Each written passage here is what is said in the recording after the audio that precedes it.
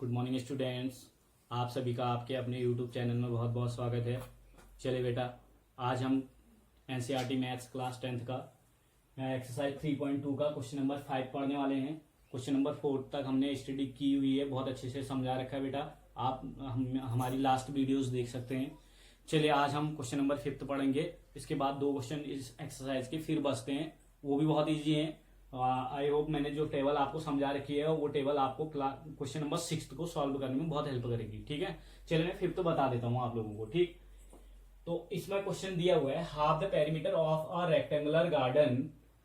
Half the perimeter of a rectangular garden मतलब किसी rectangular यानी आयताकार गार्डन है यानी बगीचा है, उसका जो पेरीमीटर है, परिमाप है, वो उसका परिमाप का आधा, हाफ द पेरीमीटर कह रहा है, तो पेरीमीटर का आधा क्या है, इज 36 मीटर। यहां से मैं डायरेक्ट शॉर्ट मार दे रहा हूं यहाँ पे, ठीक है, क्योंकि यहां कुछ और चीजें दे रखी है। हुज लेंथ, जिसकी लंबाई, whose length is 4 metre more than its width, जिसकी लेंथ कह रहा है 4 मीटर मोर देन है यानी अधिक है, 4 मीटर अधिक है किससे, विड्थ से यानी चौड़ाई से। जिसकी लंबाई कह रहा है चौड़ाई से 4 मीटर अधिक है। ये half the perimeter of rectangular garden, perimeter यानी हाफ ऑफ पेरीमीटर है, पेरीमीटर का आधा जो है रेक्टेंगुलर गार्डन का, हुज लेंथ जिसकी लंबाई 4 मीटर अधिक है, इट्स विड्थ से, इसकी चौड़ाई से, इज 36 मीटर। 36 मीटर है। क्या है 36 metre?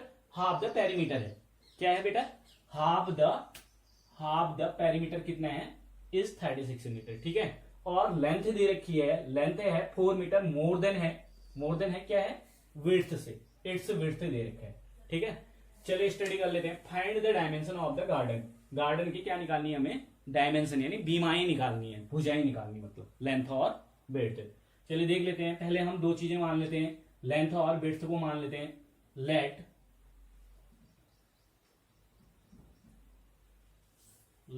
The length of rectangular garden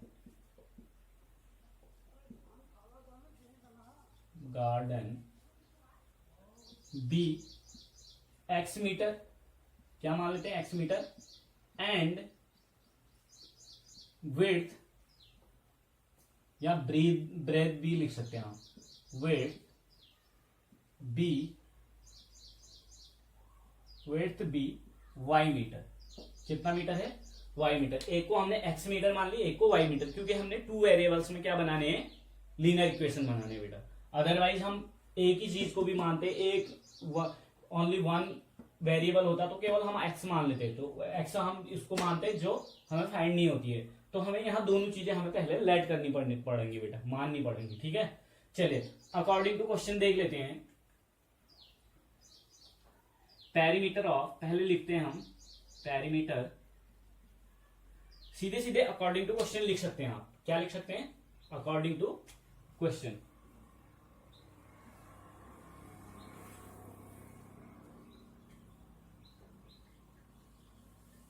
question according to question, half of perimeter, क्या क्या दिया है, हाफ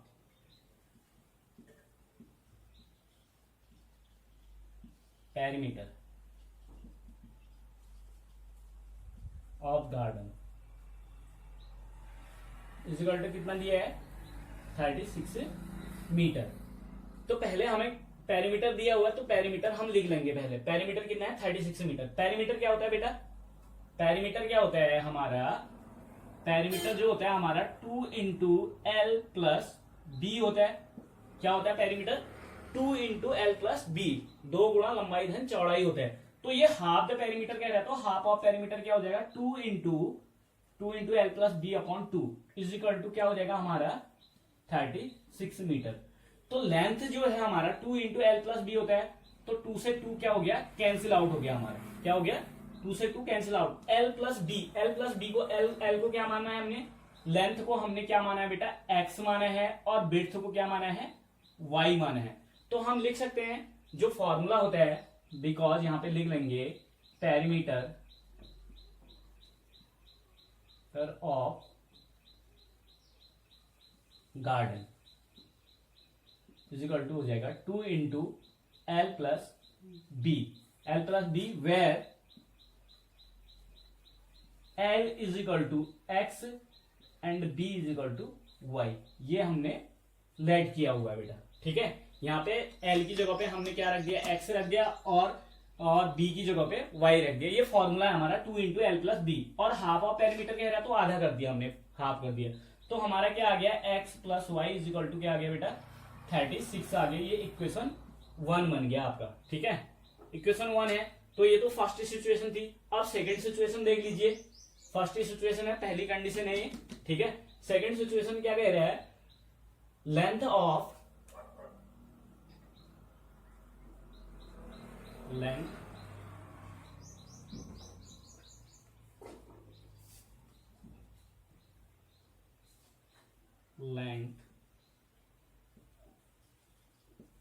लेंथ ऑफ गार्डन क्या है बेटा, length of garden is equal to 4 metre more than the width है। तो क्या हो जाएगा, 4 प्लस विड्थ लिख सकते हैं, यहां विड्थ ऑफ गार्डन प्लस 4। तो लेंथ ऑफ गार्डन क्या मानी है हमने, x माना है, तो लेंथ ऑफ गार्डन x लिख लीजिए, और इज इक्वल टू विड्थ क्या मानी है हमने, y। तो विड्थ, इतना विड्थ ऑफ गार्डन क्या मानी है हमने, y प्लस 4। तो ट्रांसपोज कर लीजिए, x ये इधर आ जाएगा, क्या हो जाएगा, minus y is equal to 4 अपनी जगह पे रहेगा, y को हम आगे ले आए। ये इक्वेशन आपका कितना हो गया बेटा, ये इक्वेशन 2 हो गया। अब हमारे दोनों इक्वेशन बन चुके हैं। क्या हो चुके हैं, दोनों इक्वेशन बन चुके हैं। अब इनसे हमें क्या करना है, ग्राफिकल सॉल्यूशन करना है। तो ग्राफिकल सॉल्यूशन मैंने बता रखा है, आप चाहो तो मैं इसको उस मेथड से कर लूं, प्रतिस्थापन विधि बोलते हैं उसमें। चलिए पहले हम इसको देखते हैं। आज हमें वो जो मेथड मैं बोल रहा हूं वो यूज नहीं करना, वो नेक्स्ट एक्सरसाइज से करेंगे आप। ठीक है, तो इतना हमने कर लिया, इक्वेशन 1 बन गया, इक्वेशन 2 बन गया। अब इन 2 इक्वेशन से हमें दो सॉल्यूशन फाइंड करने इनके, और इनको ग्राफिकल सॉल्यूशन करना है। तो ग्राफिकल सॉल्यूशन से ही हमें इसकी लेंथ और विड्थ मिलेगी। यानी लेंथ और विड्थ कब मिलेगी, जब ये एक दूसरे को क्रॉस करेंगे, जिस पॉइंट पे क्रॉस करेंगे उसके दो कोऑर्डिनेट होंगे। क्या कोऑर्डिनेट होंगे, क्योंकि ये इस पे बनता है ना, कोऑर्डिनेट ज्योमेट्री की तरह होता है ये भी, क्योंकि ये ग्राफ पेपर में बनता है। ग्राफ पेपर में जब हम ऐसे करते हैं तो ये 4 कोऑर्डिनेट बनते हैं, और जो इनके पॉइंट होते हैं वो कोऑर्डिनेट कहलाते हैं। क्या कहलाते हैं, कोऑर्डिनेट्स कहलाते हैं, निर्देशांक बोलते हैं। तो जहां पे भी ये एक दूसरे को काट रहे होंगे, वहां पे जैसे यहाँ पे 4 है और यहाँ पे 3 है, तो 4,3, यानी एक्स पे पहले x की वैल्यू आती है, फिर y की वैल्यू आती है। y पे अगर 3 गया है तो y की जगह पे 3 और x की जगह पे 4। यानी कहने का मतलब यह है कि x अगर 4 है, यानी x आपका 4 आ रहा है, लेंथ 4 होगी और विड्थ 3 होगी। ये एक एग्जांपल बता रहा हूं मैं आपको, आगे सॉल्यूशन करूंगा इसका मैं। ये चीजें 4 और 3 नहीं आएंगी, ये एक एग्जांपल बता रहा हूं बेटा आपको। ठीक है, चलिए इतना वीडियो वॉच करके उतार लेंगे। मैं नेक्स्ट इन दोनों के लिए दो सॉल्यूशन के लिए टेबल बनाता हूं, जैसे कल बताया था। चलिए बेटा देख लीजिए, यहाँ पे मैंने 2 इक्वेशन लिख दिए हैं। ये इक्वेशन मैं नीचे सॉल्यूशन में पूरा निकाल चुका हूँ। आप चाहो तो ऐसे नहीं भी लिखोगे, कोई दिक्कत नहीं है, वैसे ही देख लेना। उन सॉल्यूशन जो सॉल्यूशन किया हुआ है उसमें इक्वेशन 1 और इक्वेशन 2 बन गए हैं। ये मैंने इसलिए लिखा है क्योंकि मैं इनके लिए टेबल बना रहा हूँ, क्योंकि वो मैं अगर ऐसे छोड़ दूंगा तो फिर मेरे को जगह नहीं बच पाएगी बोर्ड में, तो इसलिए मैंने यहाँ पे लिख दिए हैं। तो चाहो तो आप लिख सकते हैं, नहीं तो कोई दिक्कत भी नहीं है, क्योंकि हम पहले निकाल चुके हैं इक्वेशन। ठीक है, इनके ग्राफिकल सॉल्यूशन के लिए, क्योंकि ये चैप्टर ही ग्राफिकल सॉल्यूशन वाला है, तो बेटा यहाँ पे हम सब्स्टिट्यूशन मेथड नहीं निकाल सकते। जो मैं कह रहा था अभी थोड़ी देर पहले कि सब्स्टिट्यूट मेथड हम नहीं निकाल सकते, नहीं लगाएंगे, क्योंकि इसमें सब्स्टिट्यूट मेथड का है ही नहीं, क्योंकि वो नेक्स्ट एक्सरसाइज से होगा। ठीक है, तो नहीं तो हम वैसे भी सॉल्यूशन निकाल सकते थे इनके। चलिए ठीक है, ग्राफ से ही हम सॉल्यूशन निकालेंगे इनके। ठीक है, चलिए देखिए, for graphical solution,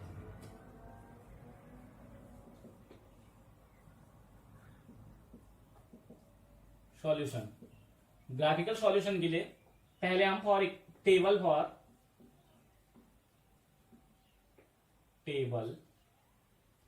for equation 1 कल भी बता चुका हूं। इक्वेशन 1 के लिए हम टेबल बना लेते हैं पहले, यहां पे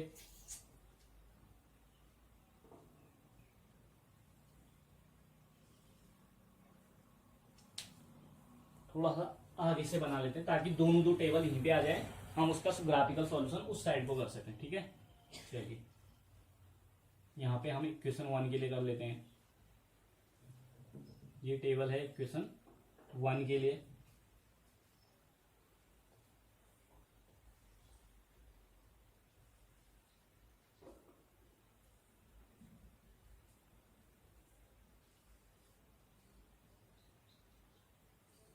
चलिए बेटा, ये इक्वेशन 1 के लिए हो गया। और दूसरी टेबल बनाते हैं हम फॉर इक्वेशन 2। इक्वेशन 1 के लिए है ये,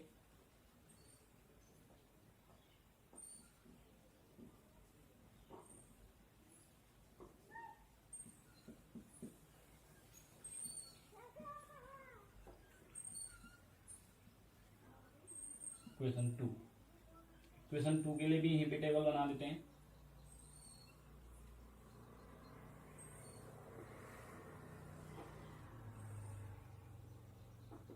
ये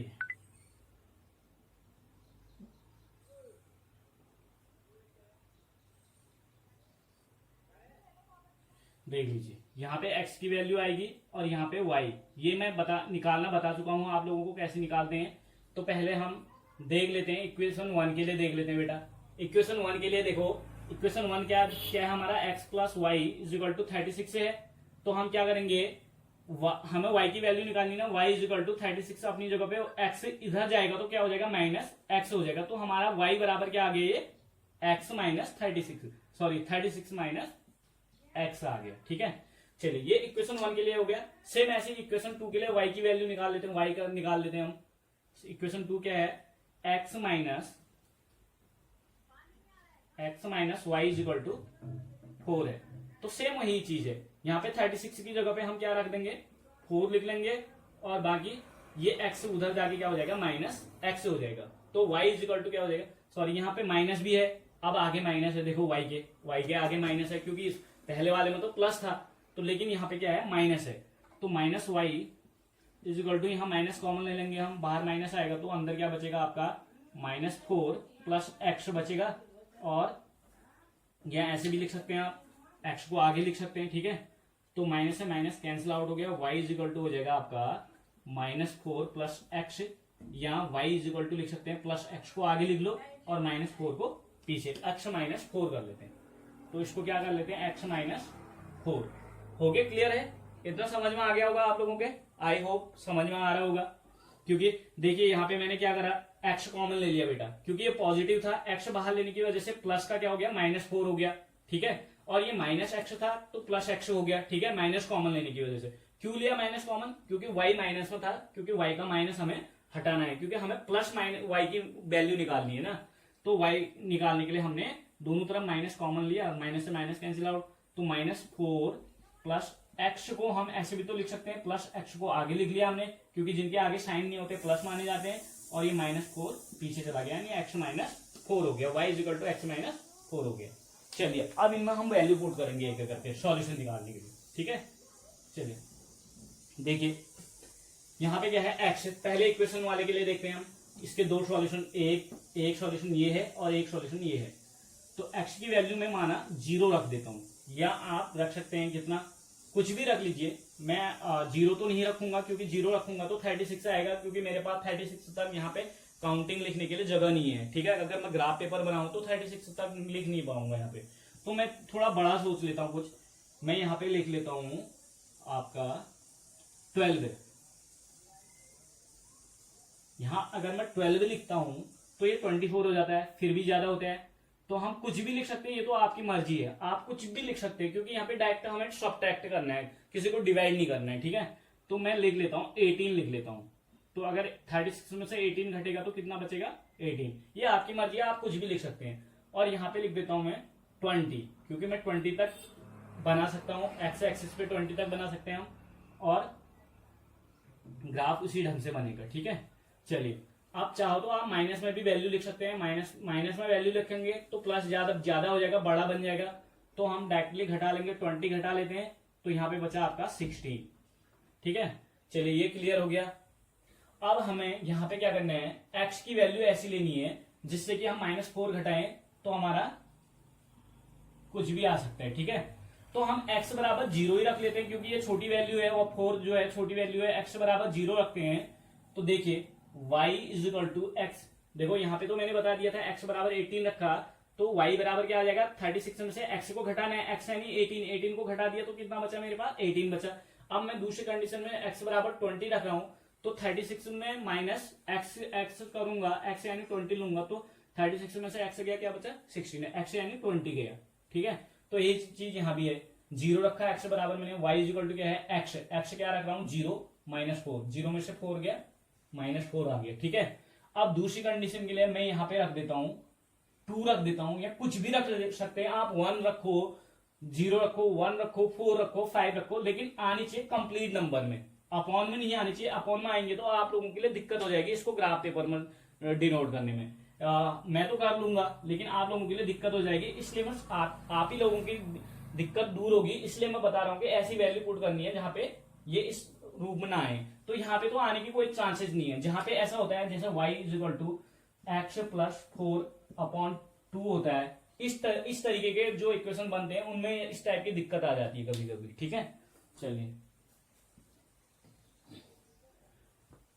यहाँ पे हम क्या रखेंगे, अब दूसरी जगह में 2 रख देता हूं, क्या रख देता हूं 2, आप चाहो तो 10 रखो, 5 भी रख सकते हो, 2 रख के देख लेता हूं।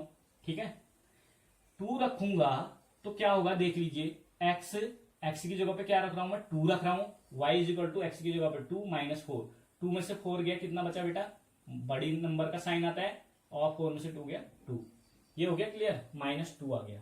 ठीक, चलिए इतना आप वीडियो पॉज करके उतार लेंगे बेटा, इतना ही टेबल तक वीडियो पॉज करके उतार लेंगे, बाकी मैं ग्राफिकल सॉल्यूशन बताता हूँ।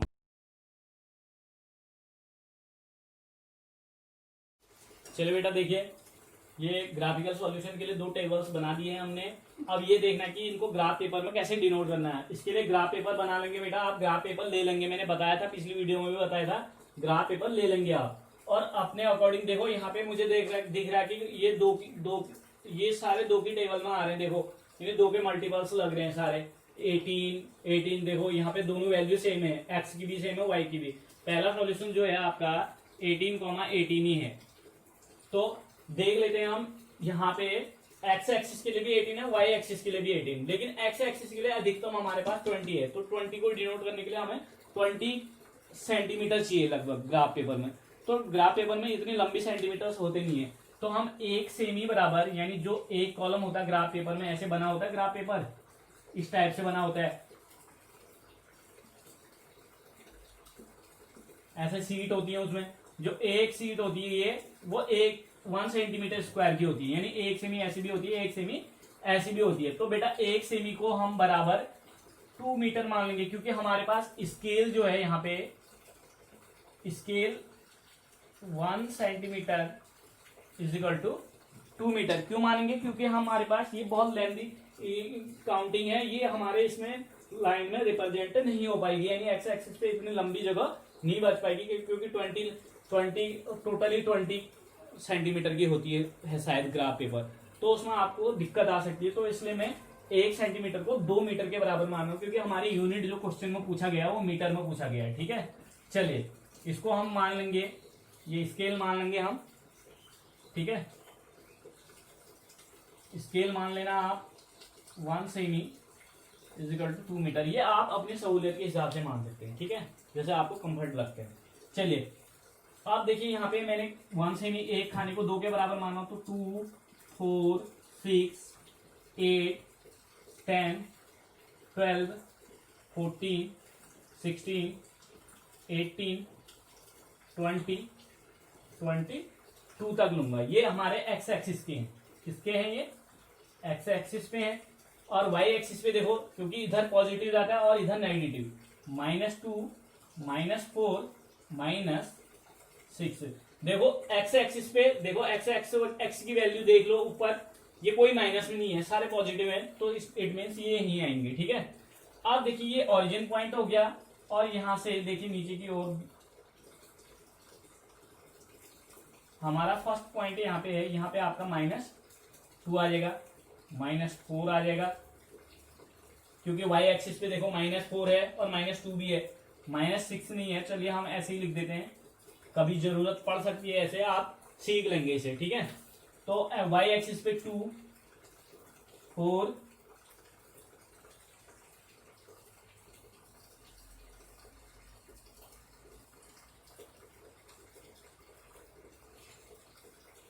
चलिए 6 8 10 12 14 16 एंड 18। देखो वाई एक्सिस पे हमें वाई एक्सिस पे 18 से ज्यादा नहीं है हमारे पास, तो 18 तक हम ले लेंगे।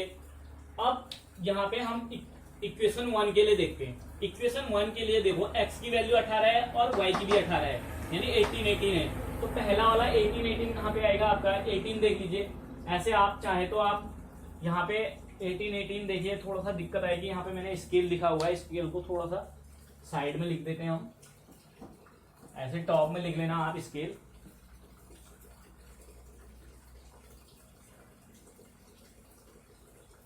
वन सेमी बराबर 2 मीटर, 1 सेमी जो है 2 मीटर को रिप्रेजेंट करती है, ठीक है। चलिए इसको आप 18 18 कहाँ पे आ रहा बेटा, हमारा 18 यहाँ पे है और यहाँ से 18 यहाँ पे है। तो यहाँ पे थोड़ी सी हम ऐसे लंबाई में हम फीते से किसी भी चीज से आप स्केल से नाप लेना, क्योंकि मेरे पास स्केल है नहीं, तो मैं यहाँ पे थोड़ा सा अपना इंस्ट्रूमेंट यूज करूंगा। 1 मिनट। चलो बेटा देखिए, पहला कॉलम मैंने पहला डिनोट कर दिया। देखो क्या था हमारा 18 और एक्स एक्सिस पे भी 18 वाई एक्सिस पे भी 18। देखो एक्स एक्सिस पे 18 जाएंगे हम यहाँ, और वाई एक्सिस पे 18 जाने के लिए ऊपर की ओर 18 यहाँ पे आ रहा है। देखो 18 और 18 यहाँ पे बन रहा है, जो 18 18 हो गया। और दूसरा हमारा है 20 और 16 है। कितना है 20 और 16। तो 20 और 16 ऐसे बन रहा है, एक्स एक्सिस पे 20 गए हम और वाई एक्सिस पे 16। तो 20 और 16 आपका यहाँ पे बन रहा है, ठीक है। ये पॉइंट बी हो गया आपका। तो 2 पॉइंट बन गए। अब इनको आप मिला लेंगे, क्या कर लेंगे, मिला लेंगे स्केल से, ठीक है। चलिए ऐसे मिला देते हैं। यहाँ पे आगे ग्राफ पेपर में थोड़ा एग्जैक्ट बनेगा बेटा, यहाँ पे हो सकता है टेढ़ा मेढ़ा बन सकता है, ठीक है। तो इसके लिए आप सभी कोऑपरेट करेंगे।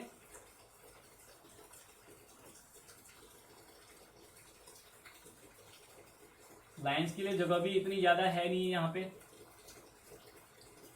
तो ये ऐसे बना लेंगे आप। एक लाइन ऐसे पड़ेगी और दूसरी देखिए, दूसरे के लिए सॉल्यूशन देख लेते हैं। 0,4 है पहला सॉल्यूशन इसका, दूसरे इक्वेशन का 0,-4 है। तो 0,-4 कहाँ पे आ रहा है, 0 आपका ओरिजिन पॉइंट पे आएगा और -4 आपका यहाँ पे है। तो 0,-4 आपका इस वाले पॉइंट पे आएगा। तो ये हो गया आपका 0,-4।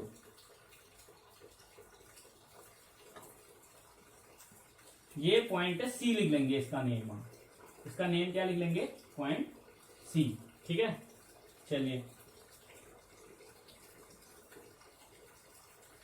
अब अगला है आपका, ये है ये हो गया 0 और 4 हो गया। अब x के लिए 2 है और y के लिए भी -2 है।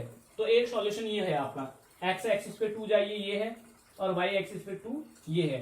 तो आपका इट मीन्स यहाँ पे बन रहा है आपका लगभग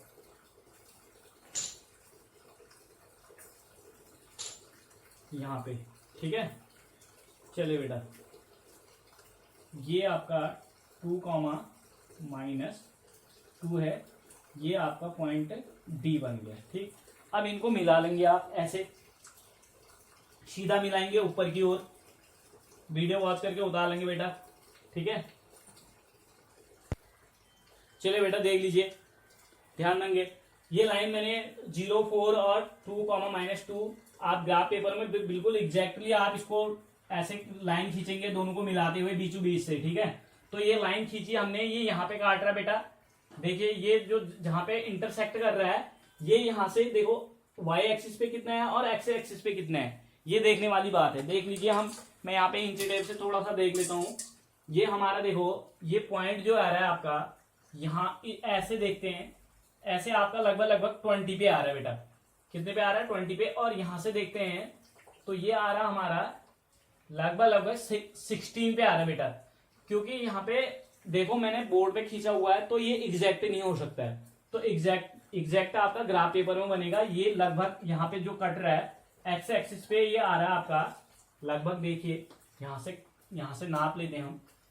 ये देखिए बेटा 20 पे आ रहा है, जहां पे कट रहा है 20 पे काट रहा है, ये 20 के आसपास आ रहा है, मतलब थोड़ा सा आगे पीछे तो हो सकता है, 19-20 हो सकता है, लेकिन गलत नहीं है। ठीक है, चलिए आप नाप करके बनाएंगे तो ये देखो ये 16 के आसपास आ रहा है, देख लीजिए यहां पे देखिए 16 आ रहा है, वहां पे ये देख लीजिए 16 पे आ रहा है लगभग, तो ध्यान देंगे। ठीक है, चलिए तो एक्स एक्सिस पे ये जो सॉल्यूशन है हमारा, ये हमारा एग्जैक्ट सॉल्यूशन है जहां पे इंटरसेक्ट कर दी है लाइनें। ठीक है, तो ये एक्स एक्सिस पे तो आ रहा है 20, एक्स एक्सिस पहले एक्स की वैल्यू आती है 20 और वाई एक्सिस पे कितना जा रहा है 16, तो वाई की वैल्यू कितनी आ गई 16। यही आपका आंसर है बेटा, ये क्या है आपका आंसर है, यानी एक्स की वैल्यू 20 आ गई और वाई की आ गई 16। एक्स क्या मान रखा था हमने, एक्स मान रखा था लेंथ और वाई मान रखा था हमने विड्थ।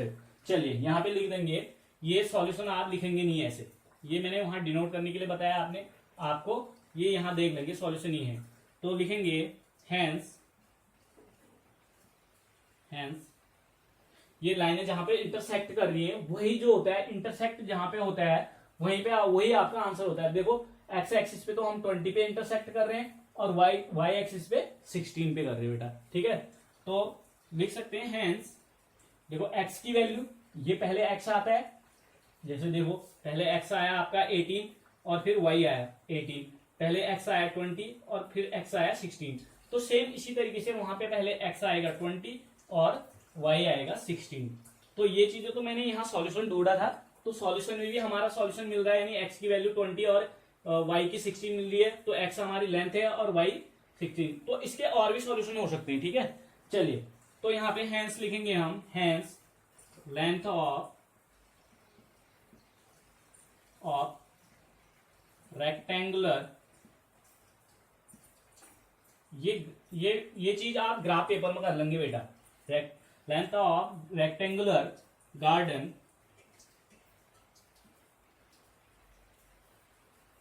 इज 20 मीटर, क्योंकि एक्स की वैल्यू क्या आई है हमारी, यहां पे देयरफॉर लिख लेंगे, therefore x is equal to 20 लिखेंगे अकॉर्डिंग टू, सबसे पहले लिख लेंगे हम यहाँ पे अकॉर्डिंग टू, ये टेबल के बाद लिख लेंगे, इसको ग्राफ पेपर में सॉल्व कर लेंगे, अकॉर्डिंग टू ग्राफिकल सॉल्यूशन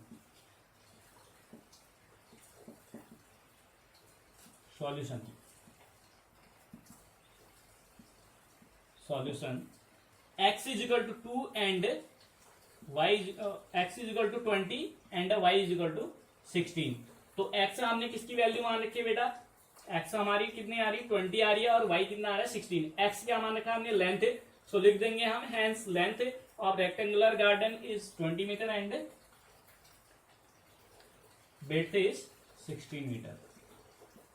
ये आपका आंसर हो जाएगा, यही आंसर है, ये आप वीडियो पॉज करके उतार लेंगे। चलिए आई होप आप लोगों को समझ में आया होगा। थैंक यू बेटा।